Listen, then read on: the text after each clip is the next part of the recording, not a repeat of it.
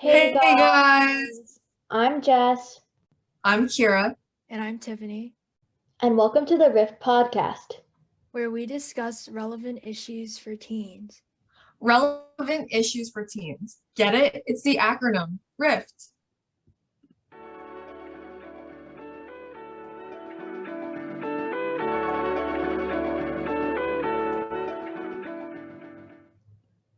Today's RIFT is fitness.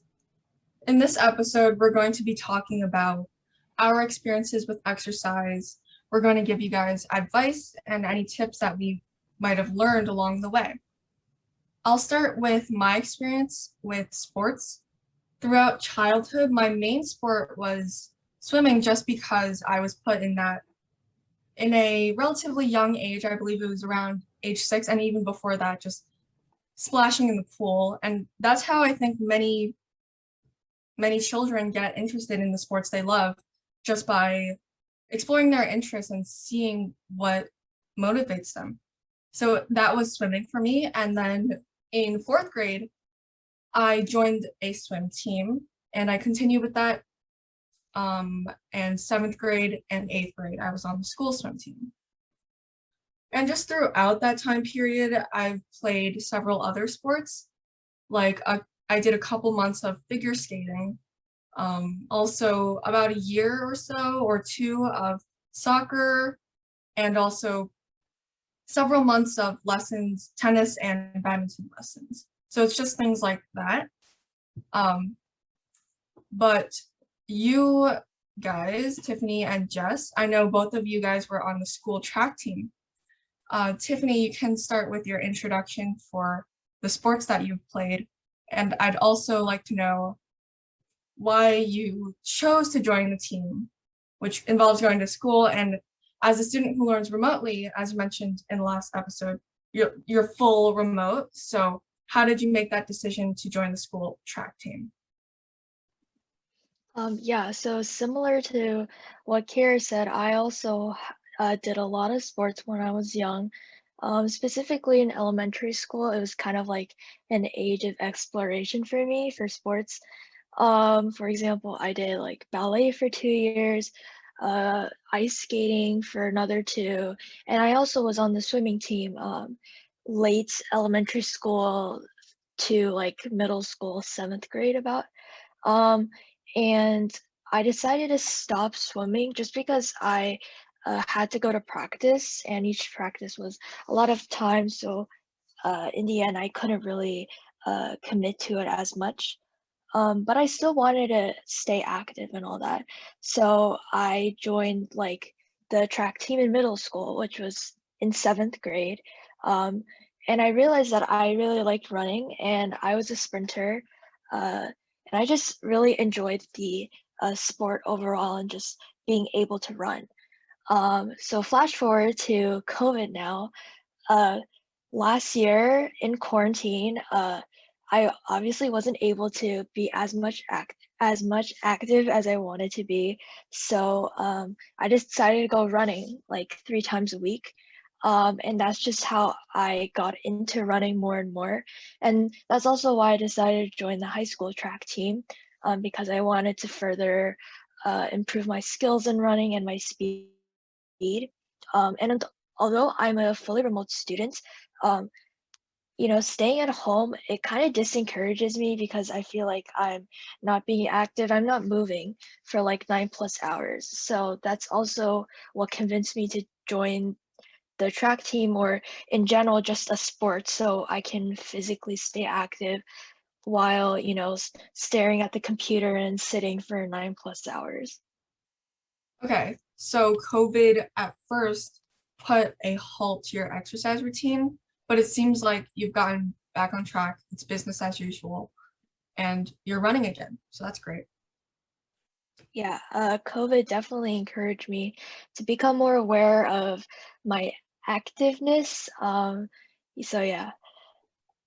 Yeah, that is definitely the same as me because after I after the swimming season in 8th grade, I really wasn't playing any sport, and my only physical activity was from just the school gym class. And that, as you know, that's only every other day. And oftentimes it isn't very vigorous at all. So I don't think it was really a lot of physical activity. And then when we went into lockdown and the school closed, I really wasn't doing anything. I was very sedentary and I was basically sitting around all day. And then it was just after a month or so where I really realized that I wasn't feeling great because I wasn't moving around. I was just, my body wasn't feeling great. So then I started going on walks with my family. And I've just also, like you, Tiffany, gained an awareness of fitness because I started looking on the internet and on YouTube for other people's experiences and also following along with workouts, jumping rope. I loved hiking with my family during the summer. So COVID actually, contrary to many people, I feel like it helped me with exercise. So from what I know, Jess is the greatest fitness beast here. Through the years, you've played many sports. I know one of them is kickboxing. Do you still do that, or what are you doing now? Yes, I'm definitely a sports enthusiast. You can see that in my Rift bio. I love anything and everything about sports because I think it's just a great outlet to de-stress, and I find sports to be incredibly fun.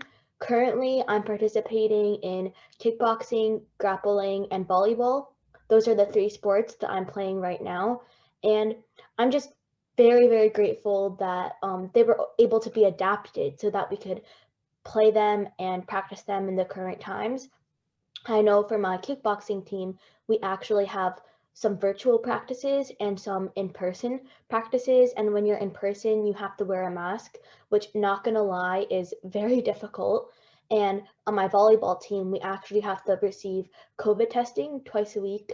But I just look at it as like a very small thing in the grand scheme of things because I'm just so happy that we're able to play because I know early this school year and late last school year they canceled sports, and that was definitely very hard for me because sports are like a huge part of my life, and that's where I usually get my exercise in. And like Kira was saying, I too in the beginning of quarantine kind of got into kind of got out of fitness for a little bit. And actually, for me as well, the pandemic really was able to help me get back in the swing of things because I had a little more free time. So I was able to just embed an hour to half an hour of exercise into my schedule. Yeah.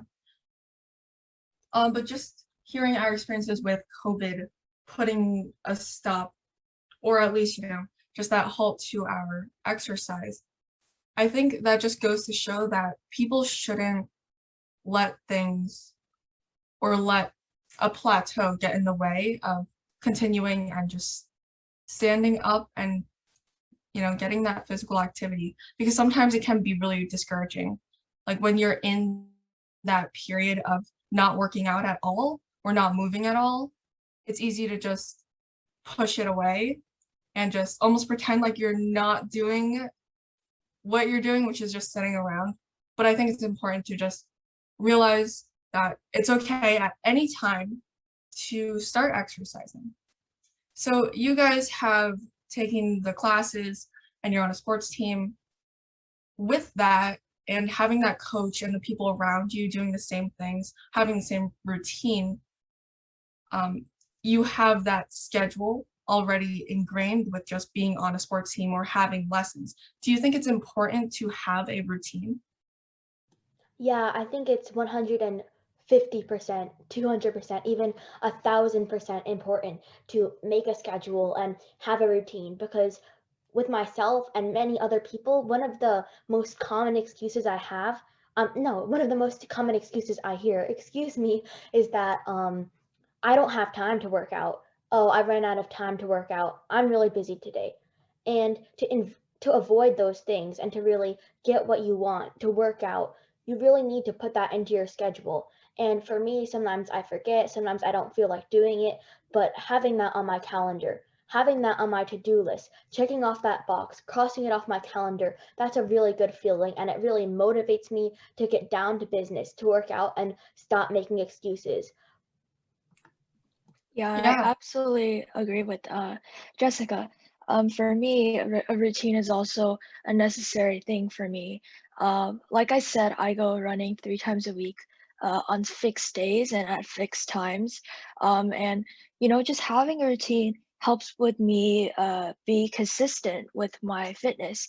And I like to mention that, when you're on a fitness journey, it's really important to be consistent and don't like go 3 miles of a jog and then 2 months later do it again, so definitely having a routine has motivated me to stay fit and just be consistent and so then every time I go for a run it's not as uh, difficult as it is would be the first time because I've been doing it for like a duration period of time at the same time at the same day, so it kind of tricks my mind in a way, making it seem like it's easier to do it even though it's really the same.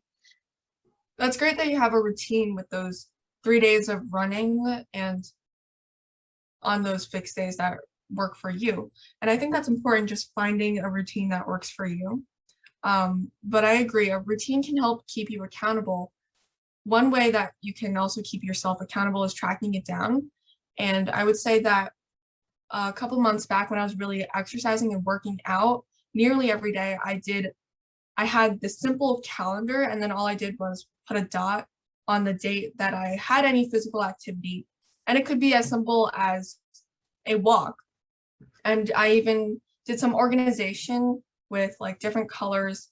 Blue is jump roping, purple is biking, or green is hiking, whatever it was. So doing that can help you even feel motivated because you have that checkbox, you have that dot that shows that you did it, you exercised. But I would also caution against being too detailed because it might not work. It just gets too stressful, too overwhelming. It's almost similar to if you're familiar with calorie counting, oftentimes that doesn't work out for people that want to care about their health more because it just gets too time consuming and then it becomes an overall negative experience. So yeah, sometimes exercise becomes a chore. I'd like to know how you guys make exercise a positive thing. Do you ever listen to music while running, Tiffany? Personally, I don't listen to music while I run, just because I don't like bringing my phone. I feel like it's a hassle for me when I go on a run. Um, Although I guess one motivating factor for me for when I run is like the pain.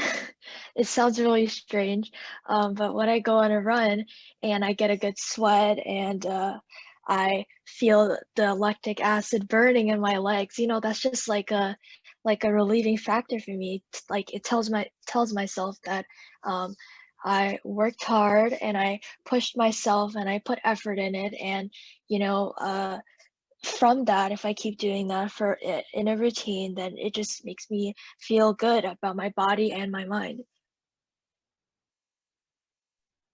For Yeah, me, actually, on the contrary, I love listening to music. I feel like it pumps me up, gets me ready, and keeps me going.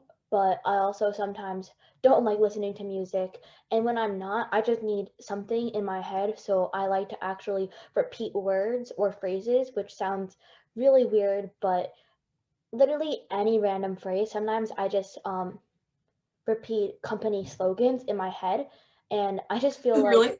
yeah, I do actually. It's pretty strange, but I think it definitely motivates me and keeps me focused. And also, something that really helps me is thinking about the outcome and how good I'm going to feel when I'm done, when I surpass my goals, and how good I'm going to feel once I receive the outcome from my hard work. When next time I'm able to do 5 more push ups, I just like to keep things positive and think like that. And I want to just like put it out there that you should be thinking like that. You shouldn't be thinking about what happens to you when you do 5 less push-ups. You shouldn't be comparing yourself to others. When you're working out, you really need to stay positive and remember that you need to work out for the right reasons, work out to be healthy, work out to be stronger, and don't necessarily work out for your appearance and things like that.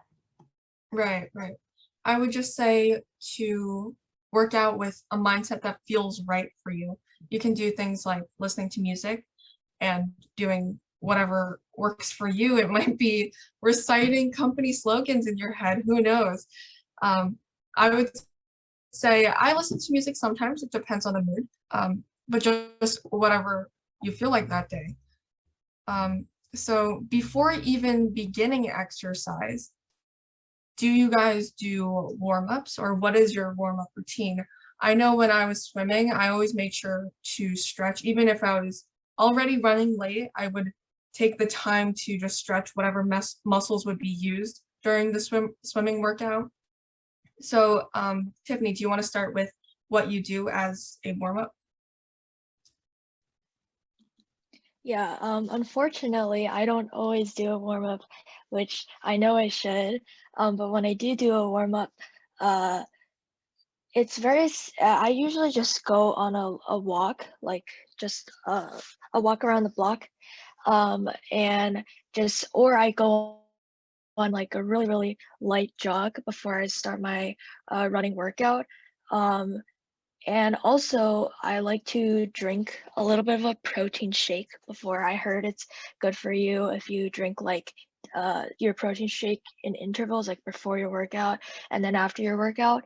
And sometimes I also use a roller stick, which is it's just like a stick with little rolls on it, and what you do is you use that to apply pressure on your muscles, so it loosens your muscles before you go on a run because um, during your run, uh, your muscles get really tense, and if you like step the wrong way, it's really easy to pull a muscle or and get an injury. So it's important to loosen your muscles before. Um, and I remember that like running, it's actually really important to warm up, um, especially because I remember in track season, we actually spent like 30 minutes on warming up. Also because it was winter, so our muscles would easily get injured. But you know, warming up is definitely a necessity to any fitness journey or any fitness exercise that you're planning to do. Definitely. Just do you do anything before you actually get into the bulk of your exercise? For me, it definitely depends on what I'm going to be doing, but something that always remains constant is I go to the bathroom because, I mean, obviously, it does not feel good to have to go to the bathroom while you're doing physical activity, and that just prevents you from being awesome and achieving your goals. So that's my number one. And then the rest, I think, is dependent on what I'll be doing, but I always do a combination of static and dynamic stretching because I think that's really important. And recently, actually, I had a huge realization. I'll admit that probably actually a month ago, I thought I was exempt from warming up. I thought it really wasn't that important. It was just a chore, and I kind of just went through the motions. Sometimes I forgot, and I wasn't really that consistent with it. But actually, on my volleyball team, we started doing long distance running to work on our endurance. And sometimes on our practices, we go out to the track and run. And for the first time in my life, my coach did not have us do stretching, static or dynamic. And almost every single time we go out there and run, something hurts me at the end of the run. So then that was just a huge realization for me. And I just want to put out there that, yeah, you could be young, yeah, you could be flexible and nimble, but stretching is really for everyone. Just think about the consequences of being injured. Right, exactly. And that coach should have maybe taken another lesson on the importance of warm-ups, really. Yes, And yes. yeah, I agree with you, Jess, with it helps, well, just your comment about going to the bathroom was very important and beneficial and really contributed a lot to this conversation because I think both warm-ups and going to the bathroom, it can help keep you accountable. You know, if you're in the middle of a workout and then all of a sudden you get a muscle cramp, you would use that as something to cut your workout short. And also the same if you need to go to the bathroom. So just warm up properly so that you can get the full workout with the full benefits. And I just like to share a story. When I didn't warm up properly, I was just in the swimming pool, and thank goodness we were using a flotation device with like a drill. And then all of a sudden in the middle of the lane, I have this huge numbing cramp on my calf, and I had to sit out of practice for a couple days, I think probably a week, because it was just really bad. So from then on, I always remember to stretch my calf really, really well. But it's not just your calves, it's especially if you're doing different exercises, it's based on the muscles that you're going to be using because you're just prepping them for the actual exercise. So I've also read that cool downs are pretty important.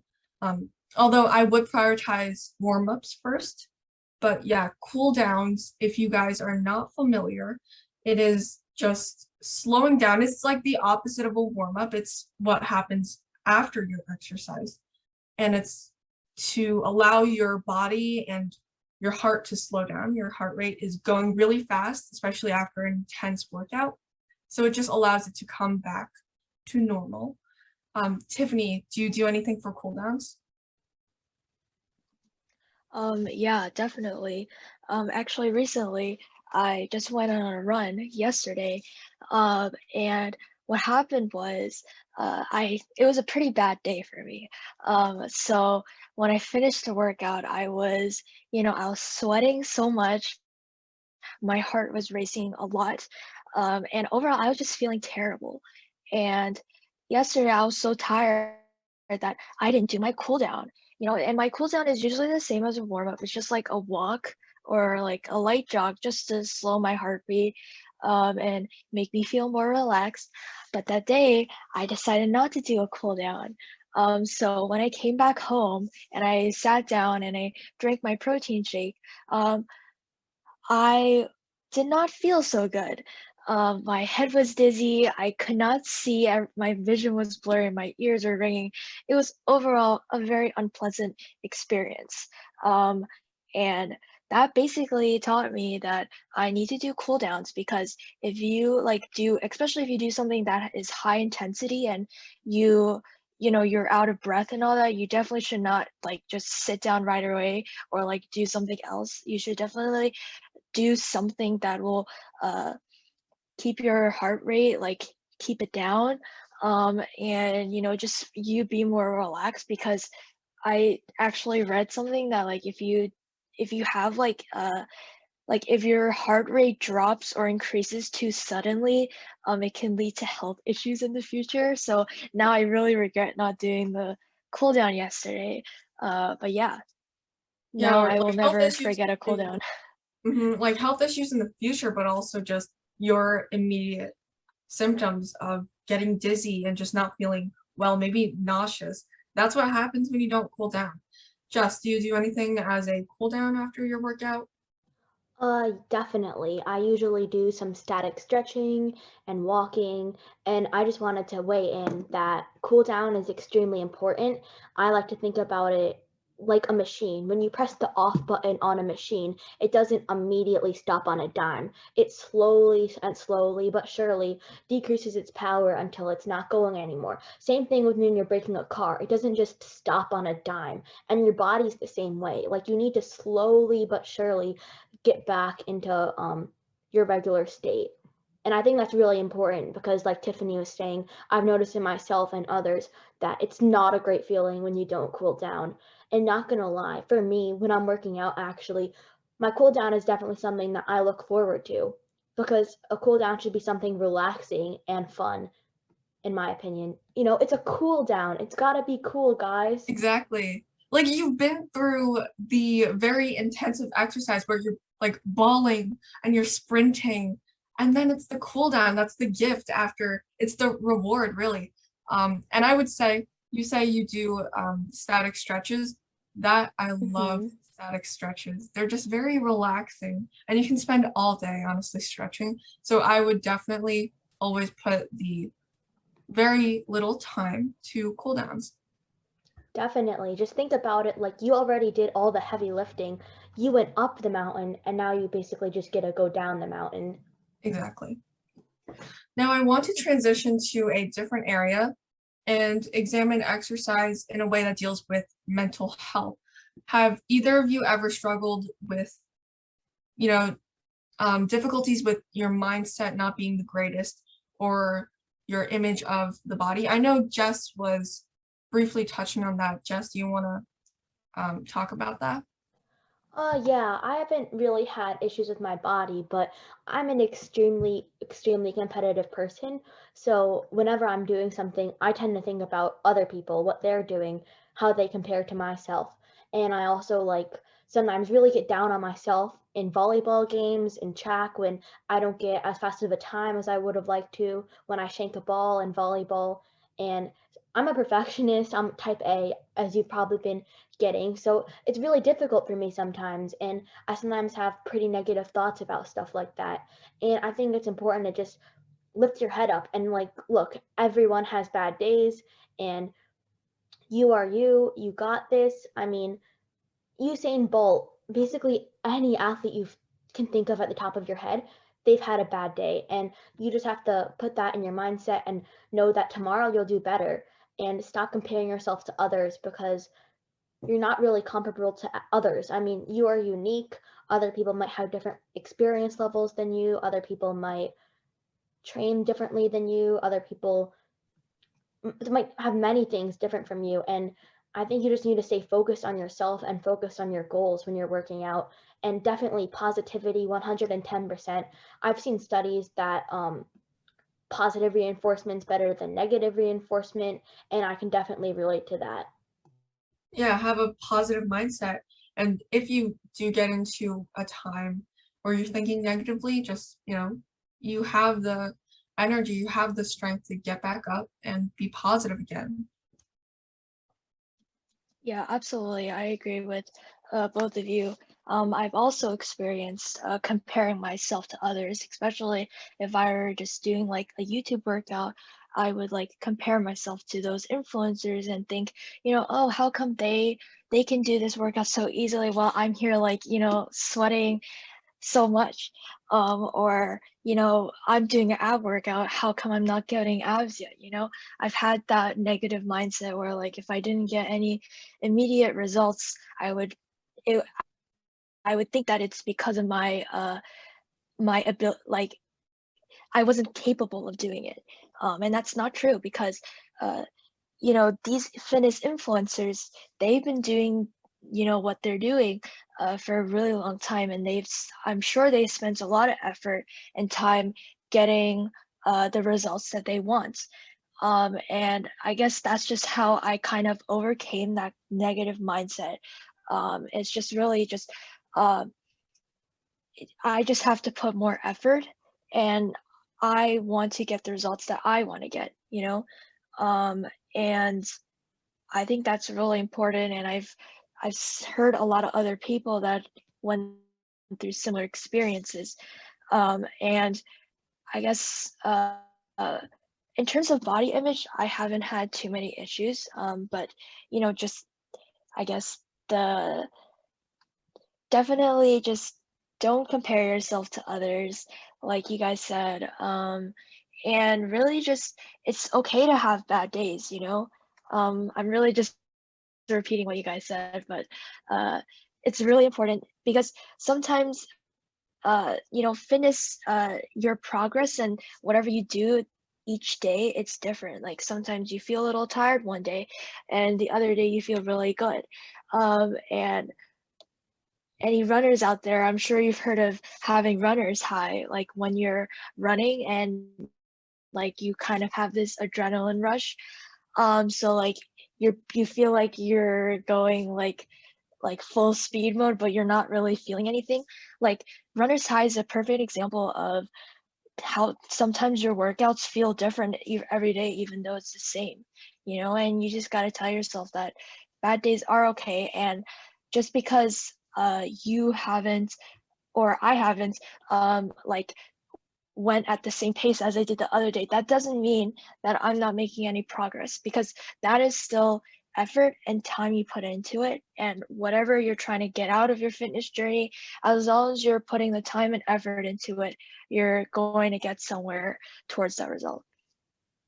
Yeah, I mean, I think that the point about comparing yourself to others, that is really why people might not like exercise.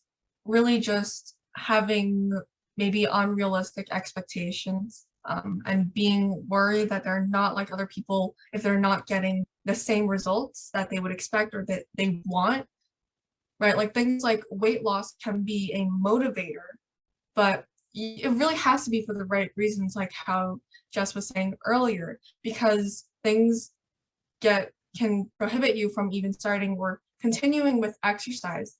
If you are exercising for the wrong reasons and that reason doesn't come, weight loss might not come, you shouldn't just end fitness. And also just worrying about your appearance, you might convince yourself that you look weird while exercising if you're not in shape. And honestly, if you maybe look a little weird, like everyone is going through that. And already by getting up and making the effort to exercise, you're already better than so many people who are scared to exercise. So you should not be worried about that at all. Yeah, and definitely. And I just want to add that it's amazing that you're just starting and trying your hardest. And if people have a problem with your appearance, that's their problem. That's not something that you should have to worry about. They're the ones that need to change their attitude and mentality, not you. Right. And really, I think exercise should be a lifelong journey that should be made sustainable. So this is really involves finding a routine that works for you and not going crazy at the beginning or having unrealistic expectations. And as cliche as it sounds, exercise is about love for yourself, your body, and your mind. It's never for other people. I'd like to read this quote from Warren Buffett. He is a pretty successful person, I would say, sixth richest person in the world. And it goes like this. When I was 16, I had just two things on my mind, girls and cars. I wasn't very good with girls, so I thought about cars. I thought about girls too, but I had more luck with cars. Let's say that when I turned 16, a genie had appeared to me, and that genie said, Warren, I'm going to give you the car of your choice. It'll be here tomorrow morning with a big bow tie on, brand new, and it's all yours. Having heard all the genie stories, I would say, what's the catch? And the genie would answer, there's only one catch. This is the last car you're ever going to get in your life, so it's got to last a lifetime. If that had happened, I would have picked out that car.